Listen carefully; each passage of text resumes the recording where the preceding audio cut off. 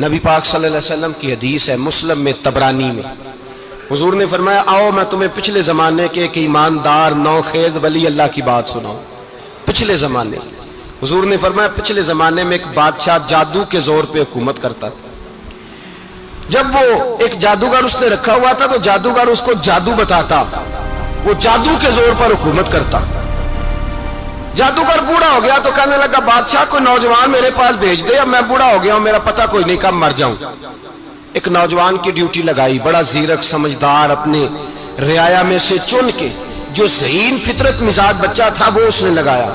اللہ کے محبوب علیہ الصلوۃ والسلام فرماتے ہیں بچہ جادو سیکھنے لگا، وقت گزرنے لگا۔ بچہ جب جادو سیکھنے جاتا تو رستے میں ایک راہب بھی تھا جو انجیل جانتا تھا، وہ اللہ اللہ سکھاتا، لوگوں کو حضرت عیسیٰ علیہ السلام کی تعلیمات سے آگاہ کرتا۔ اس نے دیکھا کہ یہاں بھی لوگ اکٹھے ہیں تو وہ بچہ اس راہب کے پاس بھی اٹھنے بیٹھنے لگا۔ اب جب اس کے ساتھ اس کی گفتگو بڑھنے لگی تو اس کو باتوں میں لذت آنے لگی۔ اس نے راہب نے پوچھا کہ تو کون ہے اور کس طرح سے آیا ہے، کیا تیرا معاملہ ہے؟ اس نے کہا جی میں جادو سیکھنے جاتا ہوں، آپ کی باتیں مجھے بڑی اچھی لگتی ہیں۔ اس نے کہا دین سیکھ، جادو سیکھنے والے کافر ہو جاتے ہیں، قرآن و حدیث سیکھنے والوں کو اللہ کامل ایمان عطا فرماتا ہے۔ فرمایا یہ سیکھ۔ بچہ بیٹھنے لگا، اس کے پاس آنے لگا، باتیں دل میں گھر کرنے لگی۔ ایک وقت آیا کہ مسلمان ہو گیا، اور مسلمان کیسے ہوا؟ بچہ کہتا ہے میں تجربہ کر کے ہوا۔ اب میں تھوڑا سا وقت جادوگر کے پاس بھی جاتا اور باقی سارا وقت وہاں بیٹھتا۔ میں ایک دن جا رہا تھا تو رستے میں اژدہا تھا، بہت بڑا سانپ تھا، رستہ روک کے کھڑا تھا۔ یہ حضور نے بیان کی حدیث۔ نبی پاک صلی اللہ علیہ وسلم فرماتے ہیں بچہ کہتا ہے کہ رستے کے اندر سانپ ہے، رستے بند ہے، لوگ چھتوں درختوں پہ چڑھے ہیں، راش ہے۔ کہتے چھوٹا سا روڑا میں نے اٹھایا تو میں نے کہا اللہ اگر جادوگر سچا ہے تو اسے مار دے۔ چھوٹا سا روڑا میں نے پھینکا، اژدہا کوئی نہ مرا۔ پھر چھوٹا روڑا اٹھایا، میں نے کہا اللہ اگر وہ عالم سچا ہے تو اسے مار دے۔ اب جب میں نے روڑا مارا تو اژدہا مر گیا۔ میرے اندر سے گواہی آئی نہیں دین کی باتیں سچی ہیں، نہیں قرآن کی باتیں اسلام سمجھانے کے لیے عرض کر رہا ہوں، اگرچہ اس دور میں انجیل تھی، اللہ رسول کی باتیں اچھی ہیں۔ کہتے میں مسلمان ہو گیا، اب میں نے راہب کے پاس ہی رہنا شروع کر دیا، جادوگر کے پاس چھوڑ دیا اس بچے نے آنا۔ بادشاہ پوچھتا کہاں زیادہ وقت گزارتے ہو تو وہ بات گول کر دیتا، وقت تیزی سے بڑھنے لگا۔ اللہ نے اس نوجوان میں طاقت پیدا کر دی، اب وہ اس کے اندر نا اللہ نے توانائی روحانیت پیدا کر دی، ابھی جوان ہے، 14-15 سال عمر ہے۔ اللہ نے اب جو بیمار بھی آتا وہ دعا کرتا تو اللہ صحت عطا کر دیتا، جو بھی آتا۔ بادشاہ کا ایک درباری تھا، بادشاہ کو پنکھا جلتا تھا، وہ اندھا ہو گیا، کوئی ایسی تکلیف آئی کہ نابینا ہو گیا، بڑے علاج کرائے شفا نہیں ہوئی۔ کسی نے اس بچے کا پتہ بتایا کانوں میں، اس کے پاس گیا تو بچہ کہنے لگا شفا تو ہو جائے گی پر کلمہ پڑھنا پڑے گا، مسلمان ہونا پڑے گا، جس پیغمبر کا میں غلام ہوں تجھے بھی بننا پڑے گا، دین پہ عمل کرنا پڑے گا، اللہ شفا دیتا ہے۔ اس نے کہا تو مجھے کلمہ پڑھا، مجھے شفا دے، میں تیار ہوں۔ اس نے کہا شفا تو اللہ دیتا ہے۔ اس نے اللہ تبارک و تعالیٰ کا ذکر کر کے دعا مانگی، یہ مسلم شریف میں حدیث ہے، طبرانی میں موجود ہے۔ اللہ نے اسے شفا دی، اس نے کلمہ پڑھنا شروع کر دیا۔ یہاں ایک نقطہ لکھا ہے ہمارے علماء نے، کہتے ہیں جب اللہ ولایت عطا کرتا ہے نا تو یہ سفید بالوں والے کا حصہ نہیں ہوتی۔ اگر جوانی میں کوئی آدمی توبہ کر کے تصوف کے رستے پہ چلتا ہے تو سب سے زیادہ ولایت اللہ اسے عطا فرماتا ہے، سب سے زیادہ ولایت اس کے پاس ہوتی ہے۔ ابھی اس کے بال کالے ہیں، چڑھتی جوانی ہے، دعا کی تو اللہ نے، اور حدیث پاک میں موجود ہے کوڑے آتے تو شفا یاب ہو جاتے، اندھے آتے تو شفا یاب، برس والے آتے تو اللہ سے دے، جوان ہے۔ بادشاہ کے پاس وہ واپس گیا، وہ جو آدمی جس کی آنکھیں ٹھیک ہوئی تھی۔ بادشاہ نے پوچھا کہ کیسے شفا ملی؟ تو کہنے لگا میرے رب نے شفا دی ہے۔ بادشاہ سجدے کراتا تھا، اپنے آپ کو منواتا تھا معاذ اللہ، کہنے لگا میرے علاوہ کون رب ہے؟ اس نے کہا وہی رب ہے جس نے تجھے پیدا کیا ہے، اور وہی رب ہے جس نے مجھے اندھے کو آنکھیں دی ہیں، وہی ہے میرا مالک۔ کہا اچھا تو مجھے نہیں مانتا؟ کہا نہیں میں اپنے رب کو مانتا ہوں۔ بادشاہ نے اسے سزا دی، ستایا، اس نے بچے کا پتہ بتایا، پھر بچے کو بلا کے ستایا تو اس راہب کا پتہ بتایا، راہب بھی قتل ہو گیا، نابینا بھی قتل ہو گیا۔ بادشاہ نے کہا سپاہیوں سے اس بچے کو لے جاؤ اور پہاڑ کی چوٹی پہ جا کے نیچے پھینکو تاکہ مر جائے. بچہ پہاڑ کی چوٹی پہ گیا تو ہاتھ اٹھا کے کہنے لگا یا اللہ میرے لیے نہیں اپنے لیے، میرے لیے نہیں اپنے لیے انہیں اپنی قدرت کے جلوے دکھا.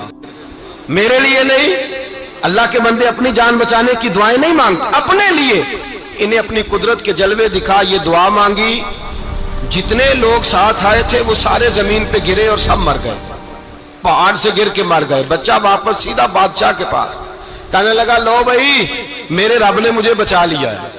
جوان کا ایمان دیکھو، میرے رب نے مجھے، بولو میرے اللہ نے مجھے ایمان کی گواہی دے رہا ہے، میں بچ گیا ہوں، تو جھوٹا ہے میرا رب سچا ہے.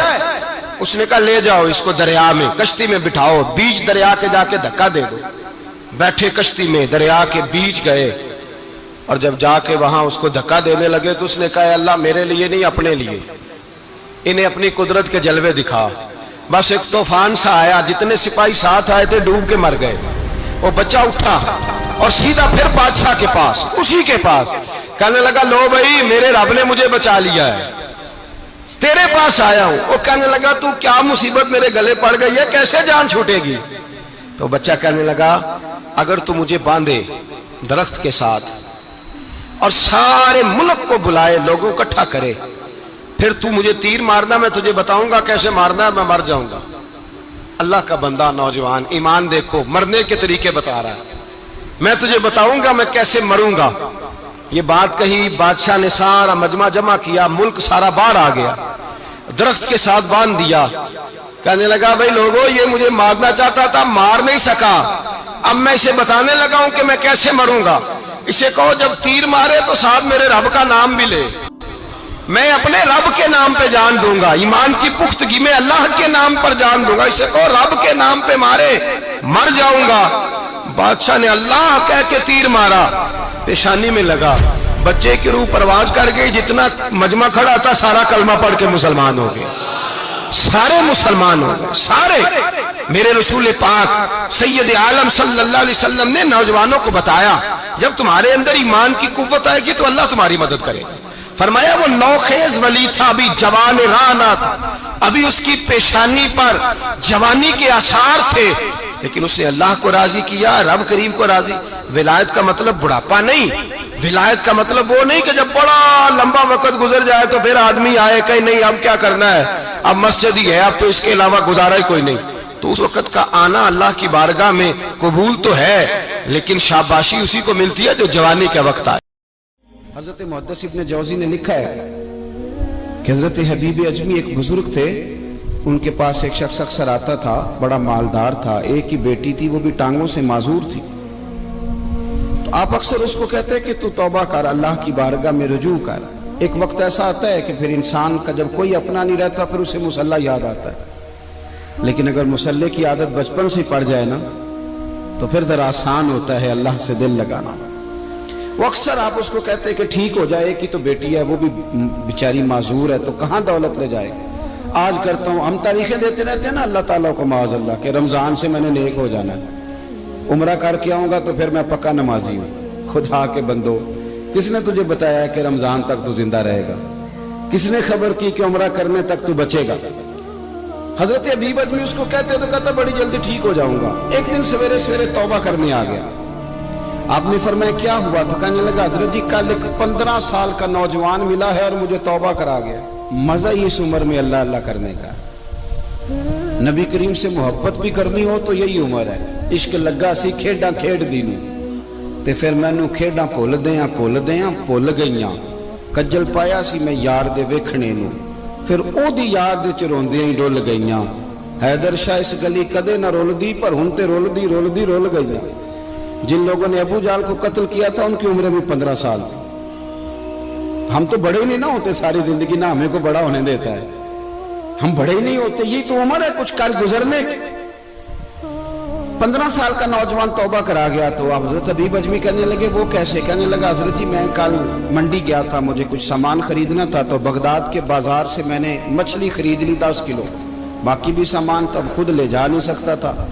تو مزدور آپ کو پتہ ہے بیچارے آج بھی سڑکوں پہ بیٹھے ہیں. تو مزدور بیٹھے تھے تو ان میں ایک نوجوان 14-15 سال کا، چہرے پہ بڑی روشنی. میں نے اس کو کہا بیٹے مزدوری کرو گے؟ کہنے لگا حضور مزدوری بھی کرتا ہوں پڑھائی بھی کرتا ہوں اور جو اللہ کو منظور ہو اس کی عبادت بھی کرتا ہوں۔ میں نے اسے کہا کہ یہ میرا سامان ہے فلاں جگہ پہنچانا ہے، کیا لوگے؟ کہنے لگا 3 دینار مزدوری۔ سودا طے ہو گیا، اس نے سامان اٹھا لیا۔ کہتے ہیں رستے میں ظہر کا وقت ہو گیا۔ کہنے لگا چچا اگر اجازت ہو تو نماز پڑھ لوں۔ 15 سال کا جواب۔ کہتے میں رکھ کے نا وہاں سامان تو پھٹے پہ بیٹھ گیا، وہ نماز پڑھنے چلا گیا۔ باقی لوگ دیر سے آئے، وہ بچہ جلدی آ گیا۔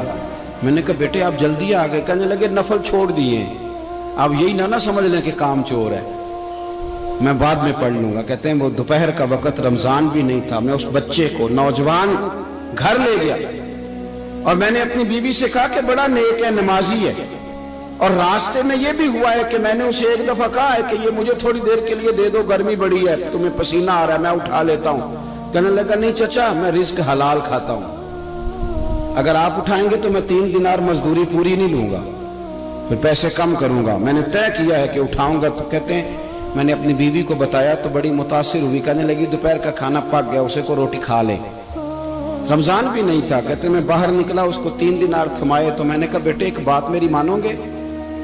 کہنے لگا بتائیے۔ میں نے کہا کھانا پکائے کھا لو۔